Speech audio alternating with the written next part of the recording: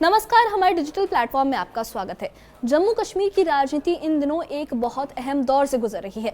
गुलाम नबी आज़ाद साहब की party DPAP को एक बड़ा झटका लगा है, क्योंकि उसके कई वरिष्ठ नेता दोबारा कांग्रेस में शामिल हो गए हैं। जम्मू में हुए कांग्रेस के बड़े कार्यक्रम में 2 पूर्व मंत्री, 1 पूर्व MLC और कई और नेता अपने समर्थकों के साथ कांग्रेस में लौट आए हैं। ये सभी नेता पहले कांग्रेस में थे और अलग अलग कारणों से DPAP में चले गए थे। अब बदलते हालात और आने वाले चुनाव को देखते हुए फिर से कांग्रेस का हिस्सा बन गए। कभी कांग्रेस के सबसे बड़े चेहरे रहे गुलाम नबी आज़ाद साहब ने सितंबर 2022 में अपनी पार्टी डेमोक्रेटिक प्रोग्रेसिव आज़ाद पार्टी यानी DPAP की शुरुआत की थी। शुरुआत में ये पार्टी एक बड़े राजनीतिक प्रयोग की तरह दिखाई दी, लेकिन वक्त के साथ हालात बिल्कुल अलग दिशा में चले गए। DPAP पहले दिन से ही चुनौतियों से घिरी रही है। पार्टी बनने के बाद कुछ ही महीनों बाद कई नेता जो आज़ाद साहब के साथ आए थे, एक एक करके वापस कांग्रेस में लौटते गए। ये वही चेहरे थे जो कभी कांग्रेस में बड़े पदों पर थे और DPAP के गठन को एक नए विकल्प के रूप में देखते थे, लेकिन धीरे धीरे पार्टी अंदरूनी रूप से टूटती गई और उसका शिकार हो गई। साल 2024 में जब लोकसभा और उसके बाद विधानसभा चुनाव हुए तो DPAP का प्रदर्शन उम्मीद से कहीं ज्यादा खराब रहा। एक भी सीट ना जीत पाने के साथ कई उम्मीदवारों को अपने क्षेत्रों में नोटा से भी कम वोट मिले हैं। इस नतीजे से ये साफ कर दिया गया कि पार्टी जनता के बीच वो जगह नहीं बना पाई है जिसकी उसे जरूरत थी। यही वजह रही कि अप्रैल 2025 में गुलाम नबी आज़ाद साहब ने वो बड़ी कार्रवाई की और कार्रवाई करते हुए पार्टी की सभी राज्य, प्रांतीय, जिला और ब्लॉक इकाइयों को भंग कर दिया। पार्टी के अंदर ये कदम एक तरह से साफ संकेत था कि DPAP अपनी मौजूदा संरचना में आगे नहीं चल सकती। इसके बाद से लगातार DPAP के नेता, जिनमें पूर्व मंत्री जुगल किशोर, अब्दुल मजीद वानी और कई वरिष्ठ चेहरे शामिल हैं, उनके समर्थक उनके साथ वापस कांग्रेस में लौट रहे हैं। कांग्रेस के मंच पर लौटते ये नेता सिर्फ दल बदल नहीं कर रहे हैं, बल्कि ये भी दिखा रहे हैं कि DPAP का राजनीतिक प्रभाव अब पहले जैसा नहीं रहा। कौन कौन से नेता कांग्रेस में लौटे और इसका राजनीतिक असर क्या है, आइए जानते हैं इस खास रिपोर्ट में।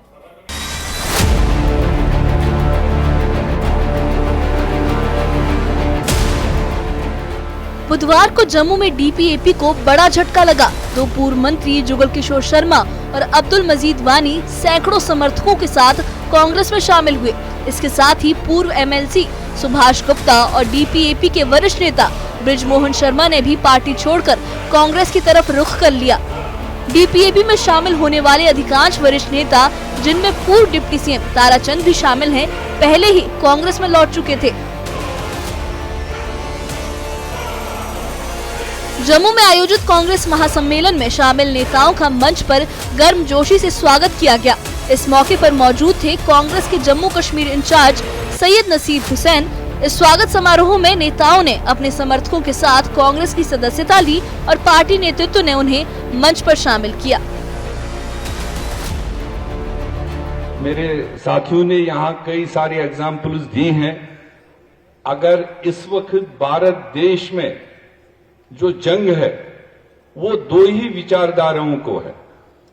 एक तरफ कांग्रेस की विचारधारा है जो pre freedom, post freedom, Nehru ji से लेकर, इंदिरा जी से लेकर, राजीव जी से लेकर सोनिया जी और राहुल गांधी जी तक हमारी जो आइडियोलॉजी रही है, सबको साथ लेकर चलने की, सेक्युलरिज्म के रास्ते पर पार्टी को आगे बढ़ाने की। और दूसरी तरफ जो दूसरी इस वक्त जो पार्टियां हैं वो बुनियादी तौर स्टार्ट ही उनका नेगेटिविज्म से। कश्मीर की सियासत में ये बदलाव अचानक नहीं आया। DPAP में शामिल कई नेता पहले कांग्रेस से जुड़े हुए थे, लेकिन पिछले कुछ वक्त में वो नाराजगी की वजह से अलग हो गए थे। अब राजनीतिक माहौल, चुनाव और पार्टी की मजबूत संरचना को देखते हुए ये नेता वापस कांग्रेस लौट रहे हैं। उनका कहना है कि कांग्रेस की वर्तमान दिशा स्पष्ट है और उन्हें वही मंच मिला है जहां से उनकी राजनीतिक यात्रा शुरू हुई थी। हमें अपना आइडियोलॉजिकल जो नैरेटिव है उसको हमने पुख्ता करना है। वो ठीक है, तंजीमी तौर हमने बाकी मामलात को देखना है, लेकिन आइडियोलॉजिकल कमिटमेंट्स जो है हमारी, उसको पुख्ता करना है। हमने, चाहे वो गांधीयन फिलॉसफी हो, चाहे वो नेहरूवियन फिलॉसफी हो, चाहे आज राहुल गांधी की फिलॉसफी हो, उन सब चीजों को साथ साथ चलाना है। तब इस आइडियोलॉजिकल बैटल ग्राउंड में कांग्रेस जीत सकती है। और जम्मू कश्मीर जो हमेशा से गहवारा रहा है हिंदू मुस्लिम सिख इतिहाद का, जिसको तोड़ने के लिए, जिसको खत्म करने के लिए बीजेपी और उनके बाकी साथियों ने कोई कोशिश नहीं छोड़ी तोड़ने की, हमें वो भाईचारा रिवाइव करना है। कांग्रेस नेता सैयद नसीर हुसैन ने कहा कि ये नेताओं की वापसी पार्टी की मजबूती का संकेत है। उन्होंने बताया कि आने वाले दिनों में और भी नेता कांग्रेस में शामिल हो सकते हैं। उन्होंने ये साफ किया कि गुलाम नबी आजाद के कांग्रेस में लौटने की चर्चाओं में सच्चाई नहीं है। उन्होंने बीजेपी पर भी निशाना साधते हुए कहा कि सत्ता हासिल करने के लिए बीजेपी चुनाव आयोग का इस्तेमाल कर रही है। ये बयान मंच पर चर्चा का केंद्र बना और राजनीतिक हलचलों को बढ़ावा दिया। कर्रा साहब, मीर साहब दोनों कई लोगों से बातचीत कर रहे थे जो हमारी पार्टी में वापस आना चाह रहे हैं, जो पार्टी की दूसरे पार्टियां उनसे ज्वाइन करना चाह रहे हैं और कांग्रेस के हाथ मजबूत करना चाह रहे हैं। हम लोगों ने इसलिए आज का दिन तय किया ताकि ऐसे दिन में इंदिरा गांधी जी को भी याद किया जाएगा, लोगों को भी याद दिलाया जाएगा और साथ ही साथ कांग्रेस पार्टी को भी मजबूत किया जा रहा है। कांग्रेस पार्टी को मजबूत करने की कोशिश भी की जाएगी। यकीनन इन लोगों की ज्वाइन करने से कांग्रेस पार्टी अलग अलग डिस्ट्रिक्ट्स में, अलग अलग असेंबली कॉन्स्टिट्यूंसीज में मजबूत जरूर होगी, लेकिन मैं ये जितने इनके ये तीनों के साथ में जितने भी लोग यहाँ पे बैठे हैं उनसे मैं गुजारिश करना चाहूंगा कि आप लोग सिर्फ अपने असेंबली कॉन्स्टिट्यूंसी नहीं, सिर्फ अपने डिस्ट्रिक्ट नहीं, सिर्फ अपने जात और धर्म नहीं, लेकिन आपको पूरे जम्मू कश्मीर और पूरे जम्मू कश्मीर के लोगों के लिए काम करना पड़ेगा। पूरे जम्मू कश्मीर में आप लोगों को घूमना पड़ेगा कांग्रेस पार्टी को मजबूत करने के लिए। इन नेताओं की वापसी ने जम्मू कश्मीर में कांग्रेस को नई ऊर्जा दी है और डीपीएपी के भविष्य पर सवाल खड़े कर दिए हैं। राजनीतिक हलचलों के इस मौसम में कांग्रेस लगातार अपने पुराने और वरिष्ठ चेहरों को वापस जोड़ रही है। विपक्षी दलों में बेचैनी बढ़ रही है और सबकी निगाहें इस बात पर टिकी हैं कि क्या और बड़े नेता भी कांग्रेस में शामिल होंगे। Bureau report, news 18। तो डीपीएपी का गठन एक बड़े राजनीतिक प्रयोग के रूप में हुआ था, लेकिन 2 साल के अंदर ही ये पार्टी बड़े पैमाने पर टूट गई और 2024 के चुनावी नतीजों ने पार्टी की कमजोर जो है एक नब्ज है उसको सामने ला दिया।